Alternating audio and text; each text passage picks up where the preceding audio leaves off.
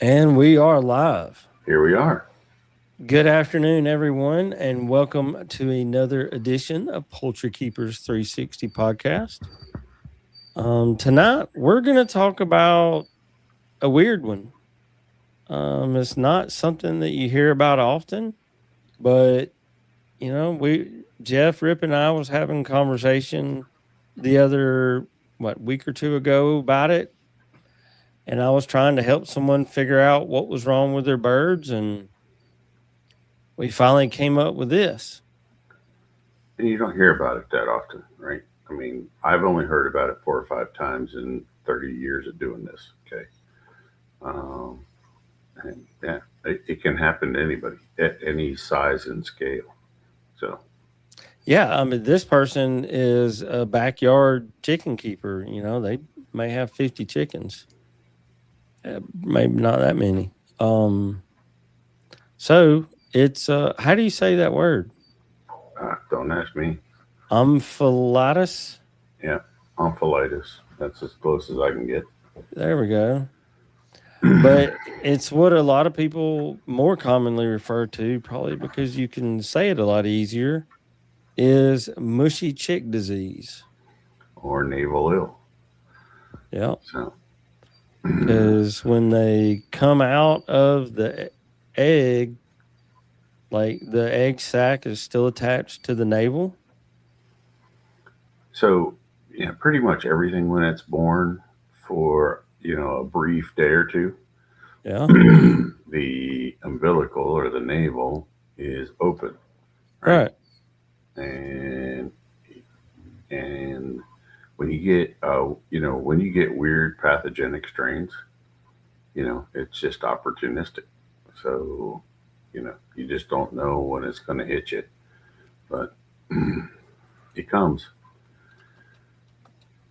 It's yeah. I mean, I've even seen it on commercial scale hatcheries, where they're shipping chicks out, all over the country, and they don't know it until they start getting a whole lot of reports back, you know, from the people getting the chicks, where they're having a bunch of chicks die early in the first 5 days, Yeah. or a little longer, and which kind of unusual because they're supposed to be reabsorbing that yolk, but Yeah. I think with what I've seen with it, usually the chicks die within the first couple of days at the most. it depends on the exposure, right? I think it depends on the Oh, that's environment. true. It Yeah. also depends on the breeding stock, right? So I how was gonna say how I think that was if they were born with it. yeah. So it is vertical. So you're Yeah. saying it's vertically transmitted, so it can come from the hen through the egg, Right. right? So it's not always just exposure of that open navel, but um, and that's what I was seeing. Is more the environment. As soon as it hatched, it was in the hatchers, Right. and it was in the incubator and hatcher. Um, And they just felt mushy. yeah, well, they just die off Normally, quick, but they have if you a have unique smell, right? yeah, like if you have the ones that I saw, they just it's not like you pick up if you pick up a chick that doesn't make it, or everybody.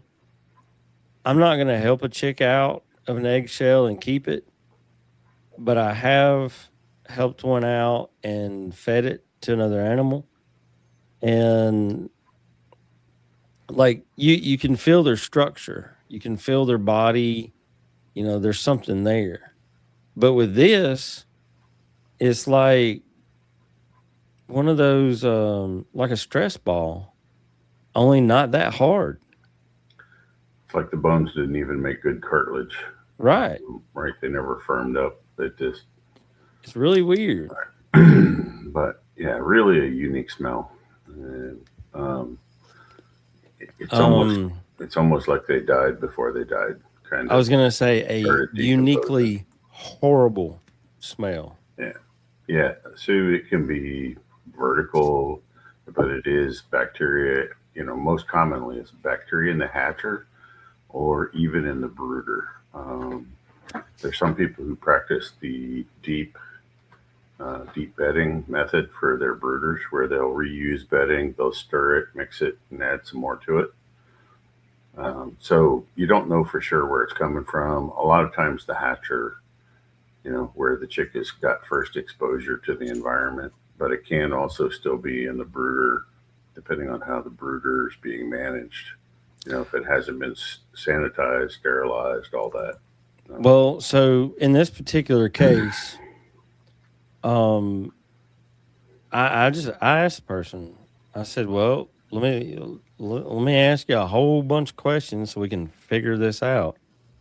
And they sanitize their incubator and hatcher, like they use like one, it was a tabletop, but they actually have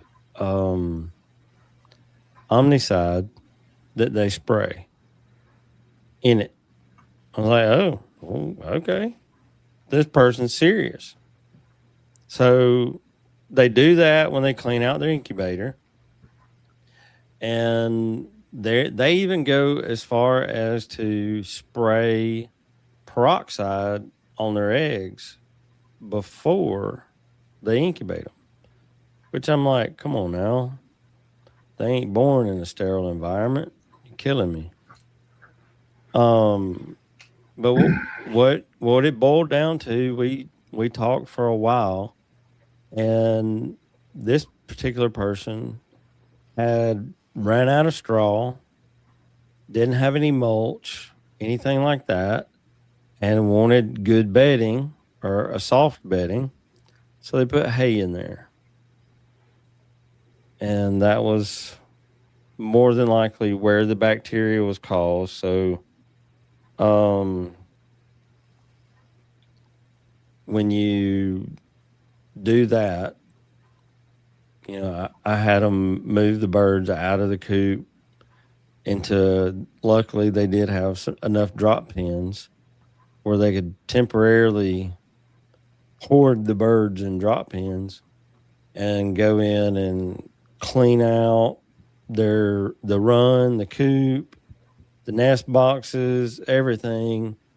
And I said, this is going to bite, but you need to mix up that Omnicide and a pump up sprayer and soak every bit of it. But they did that, and now they have hatched some eggs out successfully since. They also gave the birds some natural medicine, some Fix-It, and the chicks hatched out fine. So we're pretty sure that it was the hay that was in the box got the mom or the hen sick, and it vertically passed down to the chicks. Well, hay, because it has a carbohydrate, so hay has sugar in it, okay, because of the grass when it was harvested has a content of sugar. And some people who make hay set their hay rate too low, where they'll actually stuff dirt into the hay, like they're trying to get every last stem of hay, and that doesn't help it all either. But that sugar in that hay wants to ferment, and it'll feed certain bacteria. So I don't ever recommend hay; just not a good choice if you can avoid it. Yeah, but I want to pause for a second because you keep talking about Omnicide, and I was talking to someone else about Tectrol. And I learned this the hard way, right? So for those of you who have open minds, learn from someone else's mistakes. Bacteria will adapt to the sanitizer that you use. So what we found is if we rotate between different sanitizers, like one being a chlorine, one being a hydrogen peroxide, one being a phenol, one being, right? So doing a sanitation agent rotation the bacteria are slower to adapt to that, right? And, protect themselves. There's actually a few bacteria out there that can go dormant and they have a protective shell on them. It doesn't matter what you use, right? Then they'll get through it. and I'm referring to Pseudomonas, but there's others that have a protective membrane on them that Mm-hmm. they can survive through sanitation protocols. So even, if you get hit with something like this, and Sue was saying, she had it a couple years ago, Yeah. um, and so rotating through with different sanitizers um, on a regular basis. Look, the sanitizers have what an indefinite shelf life, right? So they're going to be good forever. So having two or three on Only if they're hand, stored properly. right? But most people leave them in their jug and they keep them in a cool, dark place, and stuff like that. So I would mix it up. I just want to throw that out there. The more different types that you can add to your rotation, the better off you're going to be. Yeah, I told them, I was like, okay, so you've got some of that, use it now. Once summer months gets here, regular Clorox bleach is not what you need. You need the liquid form that goes in a pool. The reason is 3% sodium hypochlorite, and I'm fixing to get extremely nerdy, but I make the stuff, so I can tell you about it. The regular Clorox that you buy is going to be 3 to 4% sodium hypochlorite. The institutional grade is going to be 5 to 6. The pool grade is 9 to 12.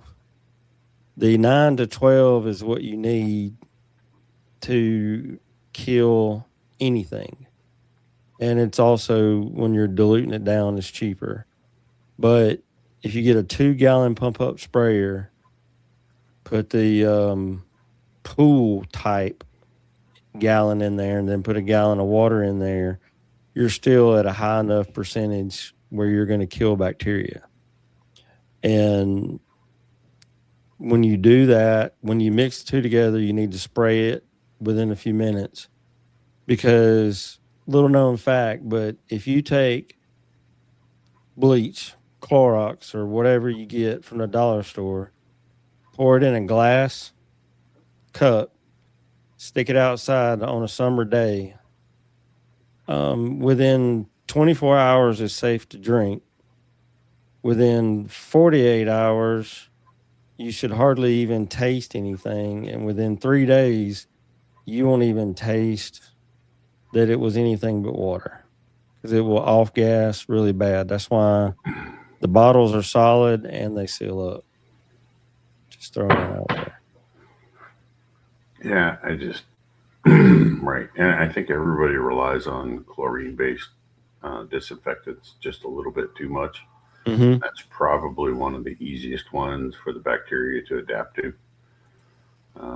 Like my mentor, when I got into poultry 30 years ago, he was a big fan of the phenol-based, Mm-hmm. like the pine sols, etc., because of it being an oily base.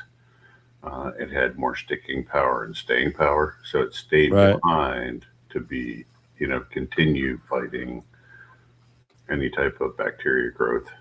Um, I also read something about sweating eggs. So, like when you gather eggs, you want to keep them dry. You don't want to let them sweat. You want to avoid any extra moisture to them, before you set them.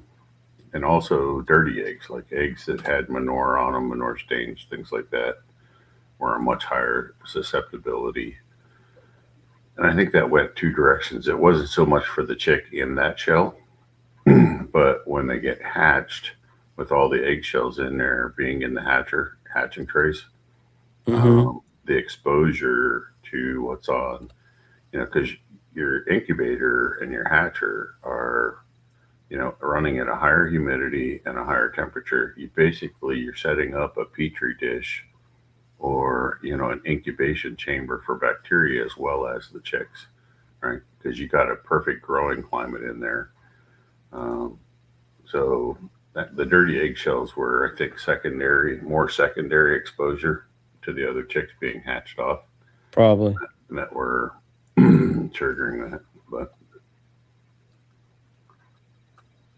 Yeah, that's, and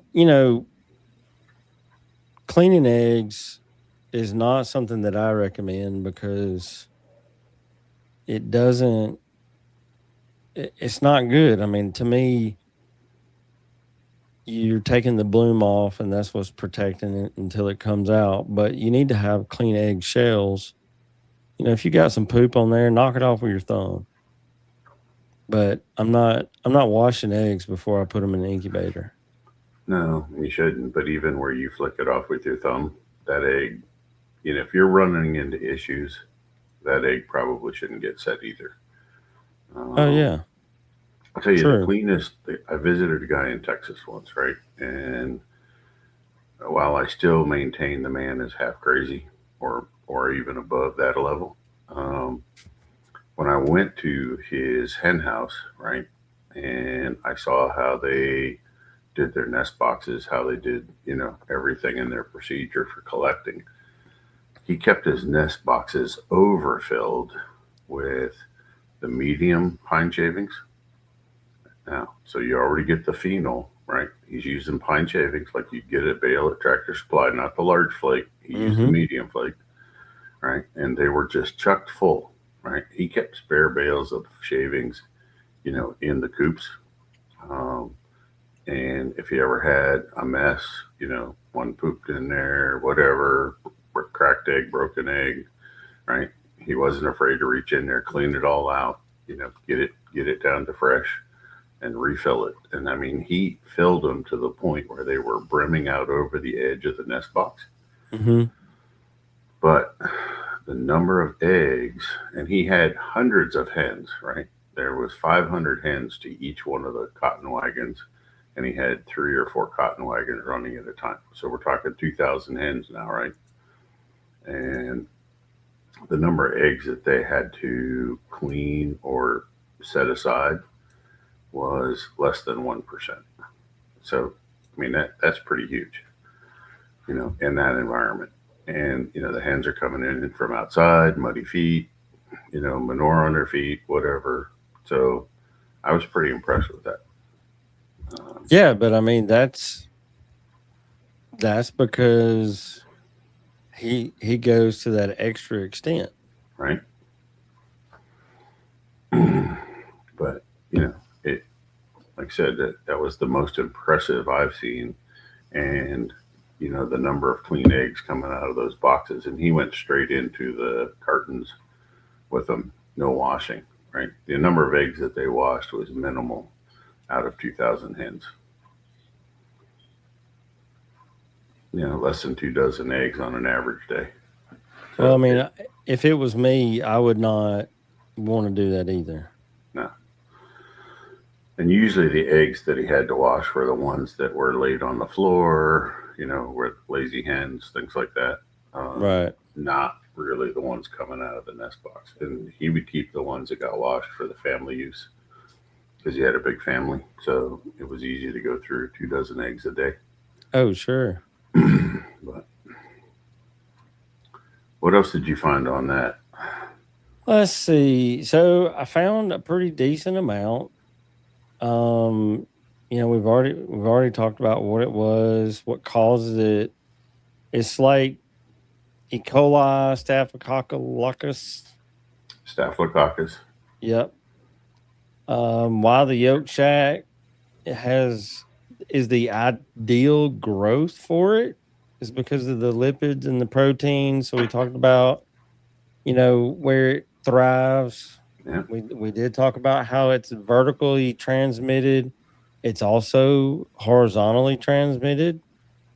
So that's one of the reasons why you need to, you know, I will say I am one of the world's worst about cleaning out a hatcher or incubator because mine run year round.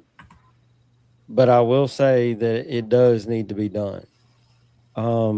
I don't put, I maintain my nest boxes because I manage them and my birds, it don't get really that dirty. So But those are all things to do. We talked about what caused it, and prevention. So I mean, we've pretty much covered the vast majority of it, except for treatments, because in my understanding, once your laying flock gets it, it don't just go away. Depends on which bacteria it is. Right. Some of them are a lot harder to deal with than the others. Mm-hmm. So, for sure, E. coli is going to lodge in places of the digestive tract in the body that are hard to reach. So it's a long treatment cycle. So you should almost be treating 1 or 2 days a week for at least 3 weeks, probably 4 weeks. Yeah. You have to wait for the bird to be shedding off when it goes through its, physical cycle or metabolic cycle. So, and we're learning more about that being on that 21-day, cycle setup. But yeah, not all birds are on the same cycle. So you got to you really should be running for about 45 days, 6 weeks, 7 weeks, and, to wait for it to be active. And then you can treat it while it's active, but it's really stubborn. So like what I had this person do is mix it up, mix this stuff up using the recommended amount for if you have a problem, not the preventative, and feed that entire amount to these chickens. So it was about a week's worth of food. And it apparently it burnt out whatever was in the gut wall. Because as Sue can tell you, because she's used my Fix It before, it's a little heavy on the cayenne. But when it comes to chickens, cayenne does a lot. And the birds they don't feel the heat, right? They can't taste it. So let's see. We got a question from the frog feeder. They want to know, is pasty butt always coccidiosis? I always went by the theory that chicks get pasty butt and older birds get coccidiosis. So one of the symptoms, actually, of what we're talking about tonight, the that word. Omphalitis. Yeah. Anyway, one of the symptoms is, pasty butt, where you see manure sticking to the bird. Right. So no, pasty butt. Actually, the majority of the coccidiosis birds that I've ever diagnosed in my time didn't have pasty butt. So when I see pasty butt in chicks, particularly in that first week, I'm looking at, is the temperature too high? Is the temperature too low? I'm looking for something else that they've had. Is there plenty of water space and feeder space in there? Right. But no, it's not always coccidiosis. But that's the easiest thing for people to blame. Oh yeah, it's always coccidiosis. For standard breed birds, like most of the folks here, your highest likelihood of seeing coccidiosis will occur between day 21 and day 28. Okay, that's if you're going to see it, that's when you're going to see it. I rarely see coccidiosis in birds, mature birds. I mean, it has to be really bad living conditions to see coccidiosis in a bird, once they're past 6 weeks old. I have seen it. Yeah. Really wet conditions, out on the run, but it's rare. I know a guy that he was a flipper, and he used to live like where he kept his chickens was kind of in a low spot. And this dude would get 2,000-3,000. Somebody that flips chickens. He was getting pullets. Not pullets. He was getting spent hens out of layer houses. And then bringing them home and selling them. And I mean, folks was buying them. I mean, he was selling them for usually about $10 a piece, which is what kills folks that have real chickens that's trying to get what they're worth. But I think he was paying like $1.75, $2 a piece, as many as he was getting, and he would go get them. And it got to the point where everything that touched the ground died. And I said, dude, you have got infested coccidiosis. And when I went over there, like when I came home, I went to Dollar General first and bought some bleach just so I could bleach my boots before I got home, because I wasn't taking that chance at all. But when I went and looked, it was like bloody poop all over the place. I'm like, dude, it looks like you got 10,000 chickens here. He says, no, only about 1,900, 2,000. Like, okay. It had a half acre, and like it looked like they were all inside of one of those houses. They were so tight. But he wound up moving. And I did tell him that, there is a way to get rid of it. It's going to take a really long time, and it's going to be a lot of work. And nobody wants to invest in that to take care of the problem. So it's a lot of work. He'd need like a dump truck load of lime and a whole lot of time with a commercial grade rototiller and a skid steer. And he just wasn't going to do it. So They bought more property. Is there anything else that you could think of that might? We've hit it pretty hard, but sanitation is going to be key. And like I said earlier, rotating your sanitizers. Believe it or not, fresh lemon juice is an excellent sanitizer, right? So you can throw that in the mix, right? Orange oil, if you can afford it, right, is an excellent sanitizer. The oil out of the skin of an orange. It really is a great sanitizer, and it smells really good. Yeah, phenomenal sanitizer. But you're right. It is not something that you just want to go spray on something that's got chicken poop on it. So just broaden your spectrum of what you're using for sanitizers. Interestingly enough, and I've learned this from microbiologists and natural veterinarians, is pathogenic bacteria, or bacteria in general, cannot adapt to natural sanitation methods coming from like lemon juice, orange oil, oregano oil, right? All of those, they don't have the ability to adapt to those like they do bleach, and processed, bactericides. Right. And they tend to be broader spectrum. I also, I read a lot of stuff for this show because one, I was trying to help somebody out. That's where I learned about it. And, back in the days where everybody had to wear a mask, even one that wasn't an N95 that did not protect you, or, people like me with beards, UVC became a very popular thing. And people were having UVC lights installed in their ductwork in their return on their HVAC unit to help sanitize the air.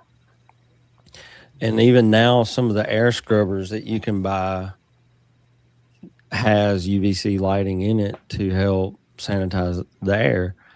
And UVC lighting is one of the things that it says you can do to sanitize the eggs is, have them exposed for that.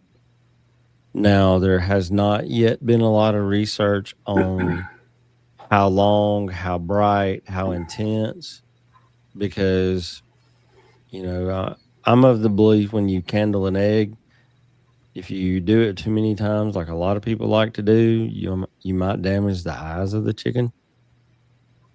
I Interesting. mean, it's possible. Yeah, especially if you're using too many lumens. But um, So, I mean, I but use UVC is handy for sanitizing a lot. I use that. That's on my water line coming into the Hmm. house Yep. because I had a small amount of coliform bacteria. I mean, it was detectable, but it wasn't a really high count. So I installed and I just changed the bulb annually, and it's taking care of the problem. So Well, that's good. yeah. And frog feeder, I don't know. I haven't read any research that shows if they're open or not, but even if they're not open, I would think that with their eyelids being so thin, especially if you're trying to candle like a black copper maran or a Caternix quail, the eggs are dark. You gotta use a bright light. If it was a bird that had a calcium deficiency or something like that, then you could just barely hold it up and see if it was there. But All right. yeah, So why did the home hatchers candle and like the larger hatcheries? Somebody talked about Murray McMurray or McMurray Hatchery and hmm the others. They don't candle anything, right? There's no hmm way they're going to candle thousands of eggs. well, and you just said it because labor is expensive. I mean, I Well, can't get somebody to help me out for $15 an hour to show up for work. So wouldn't your labor is incubator be expensive. open too long? Wouldn't your incubator temperature humidity be out of whack over that period of candling? Well, ideally, if you were going to candle, like if I was going to candle, if I actually did that, I would open the door, grab a tray, close the door, and do that tray, and then, do that process. And also keep my incubator room kind of warm because it lowers the tax on the heaters inside the units. So, they last longer or whatever. I don't know. I don't really know why. I just keep the incubator room warm. Um, so it doesn't really, uh, it's just a thing. I mean, we learned that from our friend in the Philippines who's hatching 12 or 1,500 eggs at a time, right? He keeps his incubator room almost exactly the same temperature as the Pretty, incubator, pretty and close. and the humidity. Like he's running he runs a dehumidifier Yeah. to keep the room at the right humidity level. Well, and So I've seen several people in commercial hatcheries, and the ones that are now doing stuff on TikTok and Facebook, whatever, you see like the people walking around in shorts and a t-shirt. Well, I mean, it's probably 80 something degrees in there at least. So, it's all of that. Because when I visited Moyer's Hatchery in Pennsylvania, which is now owned by Hoover's, yeah. years ago, when we were going through and they were showing us the incubators, Yeah, oh yeah. yeah, But yeah, I that bet it was hot in there. that whole room, was at least 85, close to 90 degrees. And the humidity was high. I could barely stand to be in that room, as an old fat guy. So it just wasn't going to happen, right? So, Well, like, and in mine, in the wintertime, I do use a heater to help heat up the room. But in the warmer months, I really don't have to. The heat that's put off by the incubators does a pretty good job of doing it. And like the frog feeder says, when you're doing it at a large scale, you should have tried and true method. But on the flip side, when you're doing it at a small scale, and you're excited, you like seeing it move, and it's cool, and it's still got the new. But every time you open up, even the little clamshell, with the plastic dome, every time you open that up, the humidity changes a good bit. And when you put it back on there, it's got to build up. And then, it's back and forth. And also, it's a lot of temperature fluctuation. And Yeah, the clamshells or the tabletop models are not going to recover as quick. right. They're just not built to recover that quick. And there's a lot of people that argue, well, the hen's doing it and they move around. Don't know if you've ever watched that, but a lot of times they don't. They don't move around a whole lot. Mhm. And also, I'll say when Mother Nature's doing stuff, it don't really matter. They don't follow the same rules that we have to follow. Like we have to do it to a science. But I'm not candling an incubator that's got 1,000 eggs in it unless somebody's buying balut. And if they're buying balut, I'm taking them out on the day that they're supposed to come out, and I'm gonna candle them before I put them in the carton because And Moyers was hatching 50,000 a day. Yeah. Right? See, So there's no way you're not gonna. There's no way to check that many eggs. So yeah, and I don't know. To me, it's too much of a risk because I've seen people hatching that were doing it on a small scale, but they wanted to candle on the different days that they thought they were supposed to, and there's a light on top, and they accidentally drop an egg. so you're not candling. No. You're bigger. Yeah. Right. So curious, what's your hatch rate? Well, I'll give you a perfect example. I met Sue, who is one of my top 5 favorite people, in Tupelo about a month ago. And she gave me some eggs, like 30 something. I don't remember exactly. Off of her beautiful reds. And there was 2 that did not hatch. So She gave you how many? How many and 2 didn't hatch? 10. It's about 35 or 40. Okay. I mean, it was a good bit.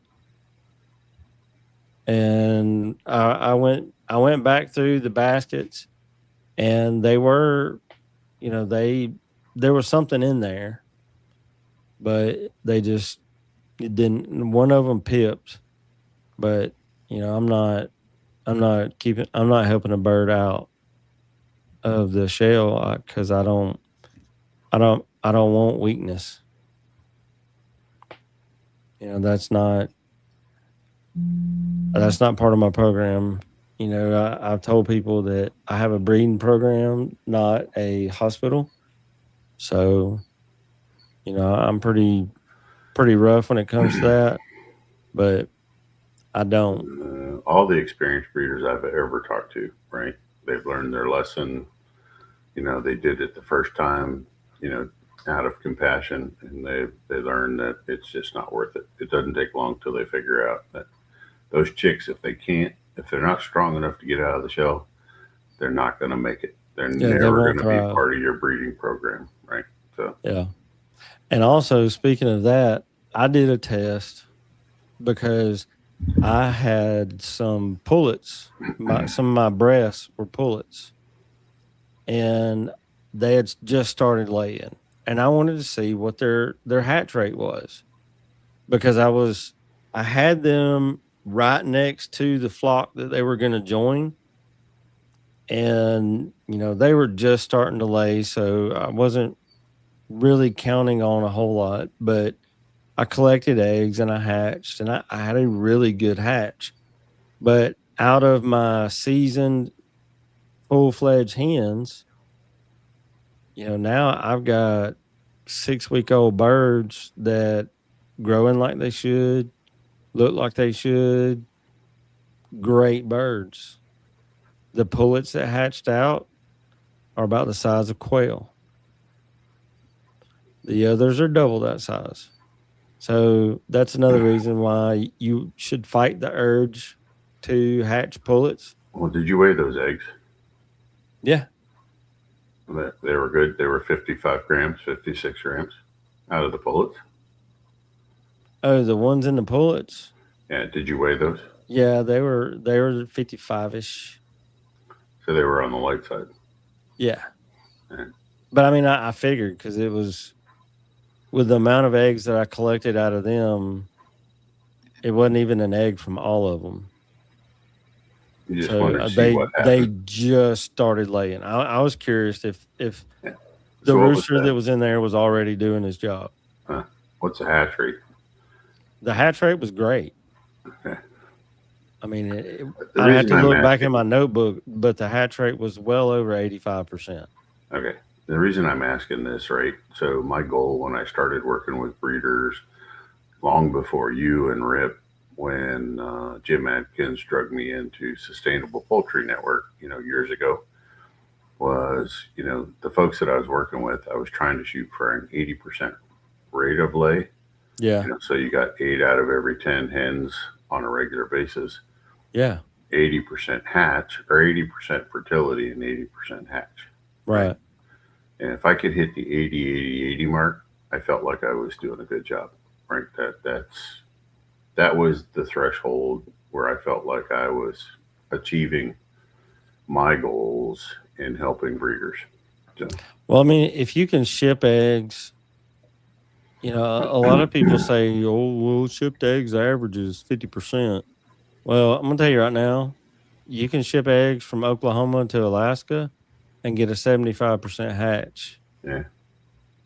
Sue told me about that, and I believe her because I know she feed this got all the vitamins and nutrients that her birds need.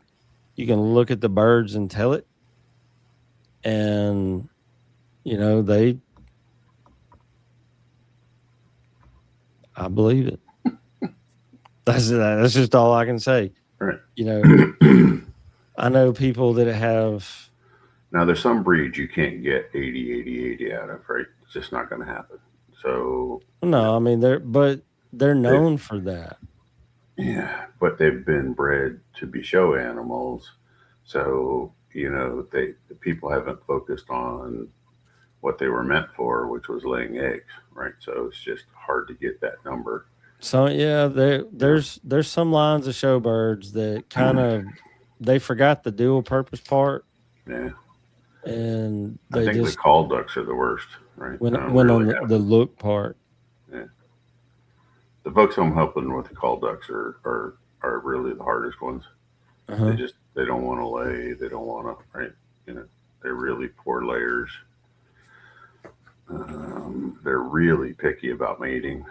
So So she uses Big V feeds, and I forget where they're out of, they're but Oklahoma. well, They're okay, so closest. they're local for her.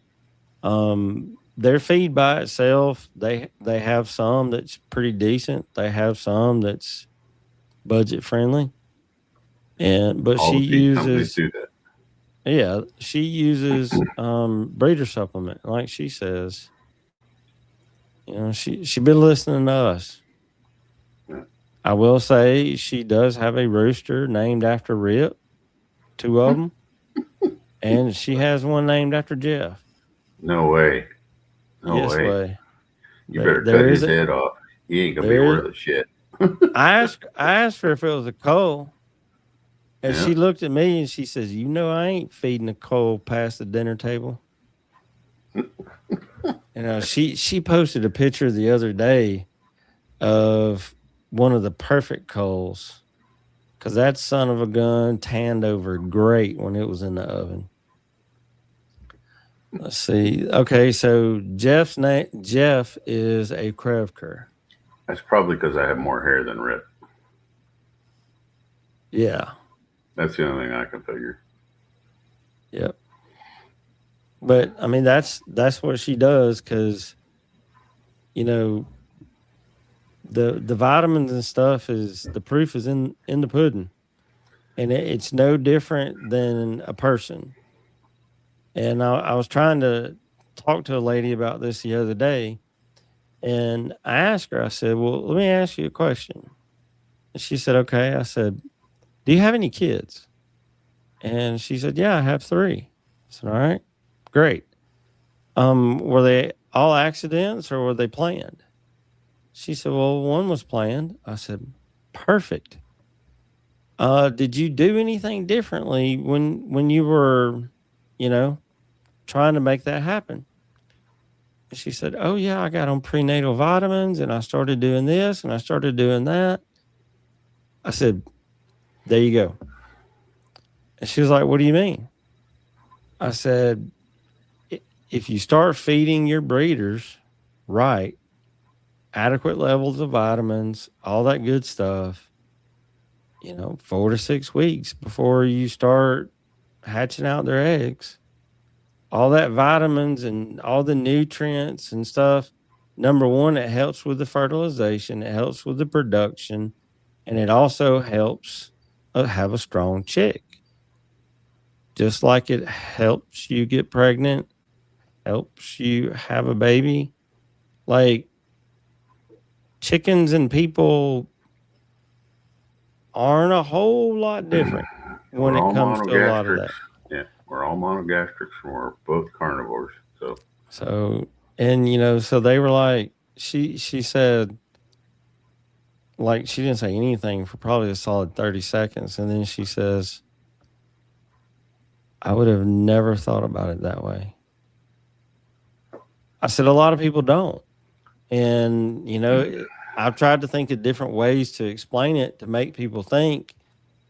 And, I know that babies are born a lot different than chickens and all that, but they're, both carnivores and both lay an egg. And so, yeah. I, I didn't tell you, I'm experimenting with a couple of people on more of a carnivore diet for chickens, Okay. and it's been really rewarding, right? So the body type, structure, the whole bit, right? The look, the feather quality, everything is sharpening up. Because Yeah. truthfully, if the chicken had a choice, like if you put out, a bunch of ground meat and bones, um, and a pile of chicken feed, eventually the birds are going to eat all that ground up meat and bone, right? And they're going to ignore the feed. I mean, that's going to be their preference. Right. I mean, we've adapted them to eat grains. That's really not really what they're made to do. Yeah. So, like I, well, Sue got this here.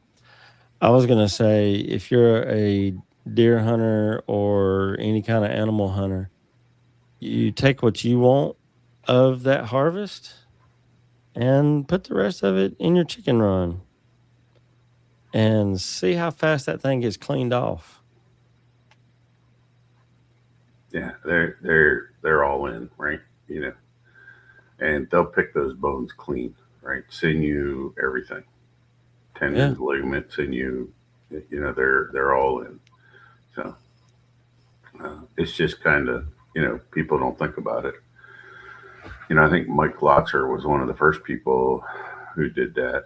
Where he can harvest caribou and moose because he's in Alaska, right? And Yeah.